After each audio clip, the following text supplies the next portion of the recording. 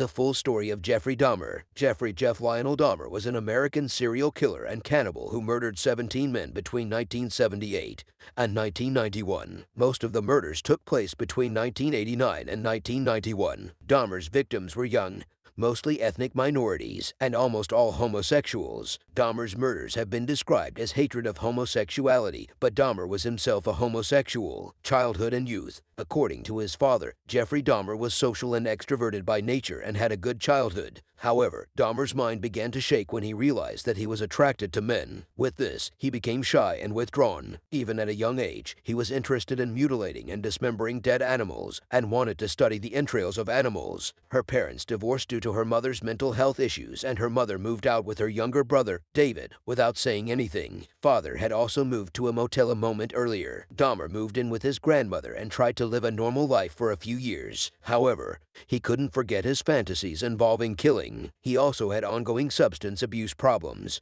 Dahmer's father persuaded the boy to join the army, where he then served as a medic in Germany. Due to his alcohol problem, however, Dahmer was released from his duties. During Dahmer's service, there were 3 unsolved murders right around the military base. After returning to Milwaukee, he was soon arrested for exposing himself, and again in 1988, this time for sexually abusing a 14-year-old boy. Now Dahmer was sentenced to a civilian labor camp for a year. The killing spree begins. Dahmer's murders took place over a long period of time, which made it difficult to catch him. Dahmer differed from other sexual serial killers in that he was somehow able to keep his desire to kill at bay. He disposed of the bodies carefully, leaving no clues. On June 18, 1978, Jeffrey committed his first murder when he picked up an 18-year-old hitchhiker named Stephen Hicks. Jeffrey lured Hicks to his home and they drank heavily. As Stephen was about to leave, Dahmer had a sudden fit of rage. He had been mostly alone throughout his childhood, which he did not want to experience again. So Jeffrey grabbed a 4.5-pound dumbbell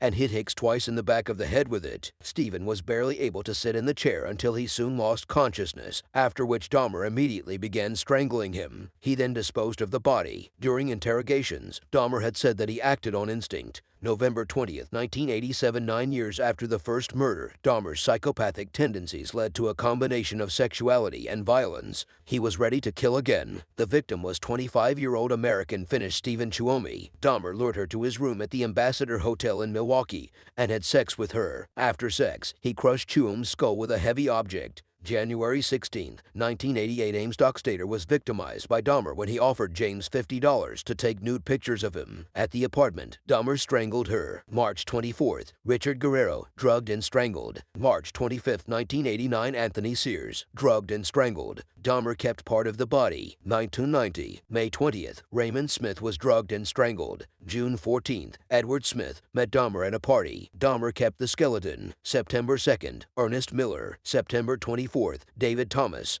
February 18th, Curtis Straughter. April 7th, Errol Lindsay. May 24th, Tony Hughes. May 27th, Konrad Sinthasomphone is Dahmer's most famous victim. Dahmer kidnapped Konrad by drugging him. In the apartment, Dahmer drilled a hole in her skull and went to get beer. During the shopping trip, Konrad woke up and started running along the street on his bike. 2 women saw the boy running naked and bleeding, which is why they alerted the police. Dahmer told the police that Konrad was his 19-year-old boyfriend, and that was it. When they left, Dahmer strangled and raped the boy. Dahmer then ate the boy's internal organs. June 30th, Matt Turner. July 5th, Jeremiah Weinberger. July 15th, Oliver Lacey. July 19th, Joseph Braidhoft. Dahmer's modus operandi. Dahmer's homosexuality affected him in 2 ways. He was ashamed of it, but at the same time it helped him find victims. At that time, homosexuals mostly gathered in gay bars. Dahmer frequented gay bars and talked to other patrons. His standard question was how the victim's family views homosexuality. If the victim answered that it was bad, Dahmer chose him as his victim. Lonely homosexuals needed a partner by their side and therefore agreed to go to Dahmer's apartment. In his apartment, Dahmer drugged his victims by giving them crushed benzodiazepine-based sleeping pills. He then took pictures of his victim and strangled her. Among other things,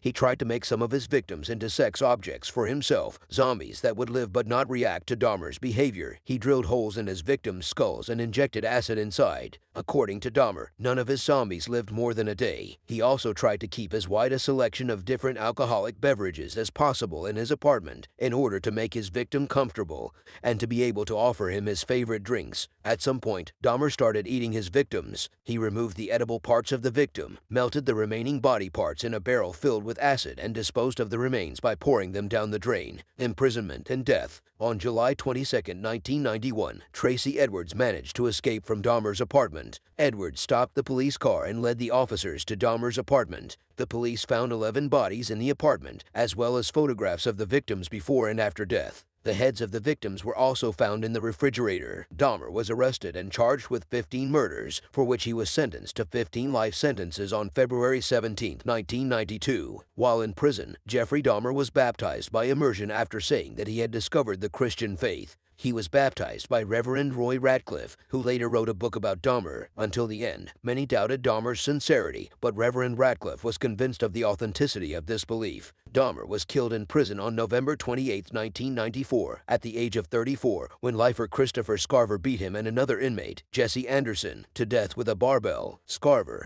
who suffered from antisocial personality disorder and a severe psychotic disorder, explained to the guards that God ordered him to act this way. Scarver received 2 more life sentences for the murders. After death, Dahmer's brain would have been wanted to be examined, but his father forbade it, citing his religious principles. Later, Dahmer's mother hoped for studies to show that her son's brain was not deformed, as the most critical researchers claimed. However, on December 13, 1995, a judge ordered Dahmer's brain to be cremated with the rest of his body. The ashes were divided between his biological mother and father. Dahmer's father later wrote a book that discussed Dahmer's actions and their impact on his family.